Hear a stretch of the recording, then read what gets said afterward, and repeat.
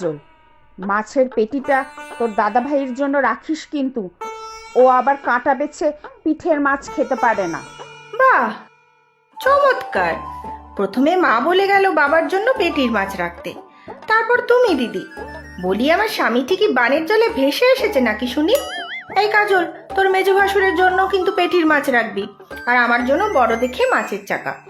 আচ্ছা দিদি ভাই, তাই রাখবো। ও, আর আমার বেলা আমার জন্য বেশ বড় দেখে একটা রাখবি, মাথার পরের পিসটাই। কিন্তু বড়দি ভাই, ওটা তো মা নিজের জন্য বলে গেলেন। তাহলে? তাহলে আর কি, সংসারের কর্ত্রী উনি, ওনার কথার কি আর নড়চড় হবে? তাহলে তার পরেরটাই আমার। না রে কাজল, তোকে কিন্তু আমি আগে বলেছি, না হলে কিন্তু আমি ছাড়বো না। আর আমি বুঝি ছেড়ে দেবো ভেবেছিস? দেখলি কাজল, এই বড়দিটা সবসময় আমাকে হিংসে করে। বাড়ির বড় বউ বলে খুব দম্ভ, মাটিতে আর পা পড়ে না। ও, আর তুই বা কম কিসে? মেজ বউ না তো, মনে হয় এবাড়ির হত্যা কর্তা। জানিস তো কাজল, প্রথম প্রথম এসে তোর শাশুড়ি মাকে খুব তেল দিত। আহারে, আমার দায় পড়েছিল। কত বড় বাড়ির মেয়ে আমি, নেহাতি বড়টা ইঞ্জিনিয়ার বলে বাড়িতে বিয়ে দিয়েছিল। মা তো আমাকে তখন মাথায় করে রাখতো। ডাহা মিথ্যা কথা বলছে রে কাজল, মা মোটেও ওকে পাত্তা দিত না। ওর বাপের বাড়ির লোকজনকেও বিশেষ পছন্দ করতো না। একবার তো সেই বাপের বাড়ি যাওয়া নিয়ে মার সাথে ওর কি ঝামেলা কি ঝামেলা। ওসব সংসারে হতেই থাকে। তোমাকে কম খোটা দিত মা? অলস অকর্মণ্য কি না বলতো তোমায়। ওসব কথা ছাড়ো তোমরা, এই নাও চা খাও। আমার এদিকের কাজ শেষ, মায়ের পুজো শেষ হয়ে গেলে একসাথে সবাইকে খেতে দিয়ে দেব। সত্যি রে কাজল, তুই এই বাড়িতে আসার পর থেকে রান্নাঘরের রোজকার ঝগড়া ঝামেলা সব বন্ধ হয়ে গিয়েছে। আগে রান্নাঘরের কাজ নিয়ে মার সাথে আমাদের দুজনের রোজই তুলকালাম চলতো। তোর ভালো লাগে রোজ রোজ এতজনের রান্না করতে? হ্যাঁ, খুব ভালো লাগে। নিজের পরিবারের সবাইকে নিজের হাতে রেঁধে খাওয়াবো, তাতে কম তৃপ্তি? আর ছোটর মা তো আছেই, হাতে হাতে সব গুছিয়ে দেয়।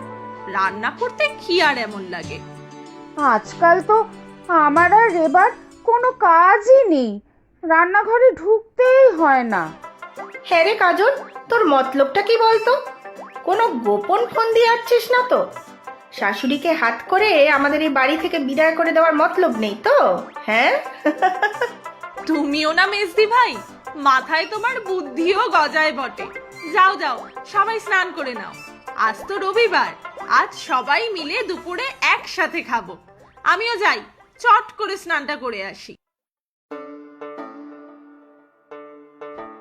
কি ম্যাডাম, রান্নাঘরের কাজ মিটলো? হ্যাঁ, আমি যাচ্ছি স্নানে। তুমি রেডি হও, আজ কিন্তু সবাই একসাথে খাবো। বাবারে বাবা, আগে এই সংসারে মায়ের কথা চলতো, আর এখন দেখি তোমার। মোটেও নয়, ছুটির দিনেও যদি একসাথে সবাই মিলে একটু গল্পগুজব না হয়, তাহলে কি ভালো লাগে নাকি? কিন্তু তুমি যা খাচ্ছো, শরীর ঠিক থাকবে তো? আমার জন্য তোমাকে এত চিন্তা করতে হবে না, আমি সব দিক সামলে নেব। আজ কি কি রান্না করলে বলো তো, সেই অনুযায়ী তো খিদেটা বাড়াতে হবে। সে অনেক কিছু। আচ্ছা শোনো না, তুমি আজ মাছের লেজাটা খেয়ে নিও। ঠিক বুঝেছি, ভালো পিসগুলোর বুঝি অগ্রিম বায়না হয়ে গিয়েছে, আর তোমার আর আমার কপালে মাথা আর লেজা, কি তাই তো? হ্যাঁ রে বাবা, হ্যাঁ, মাছ হলেই হলো, তাতে আবার লেজা কি আর মাথা কি? আচ্ছা দেখি, এইভাবে স্যাক্রিফাইস করে তোমার কতদিন চলে। তুমি আর বাজে বকো না তো, আমি ঢুকলাম স্নানে। সত্যি, এমন মেয়ে আমি দুটি দেখিনি। শোনো গো গিন্নি, আমাদের ছোট বৌমাটিকে একটু আগলে রেখো। ভারী সরল মনের মেয়ে, সবাইকেই সাথে নিয়ে মিলেমিশে থাকতে চায়। সে তো জানি, কিন্তু এত সরল মনের সুযোগটা তো অন্যরা নিচ্ছে। দুই বৌমা তো এখন গায়ে হাওয়া লাগিয়ে ঘুরে বেড়াচ্ছে। আর দেখো, ছোট বৌমা এখন আমাকেও বিশেষ কিছু কাজই করতে দেয় না। সেটাই তো চিন্তা হয়। আমরা মনে হচ্ছে মেয়েটার উপর বেশি জুলুম করে ফেলছি।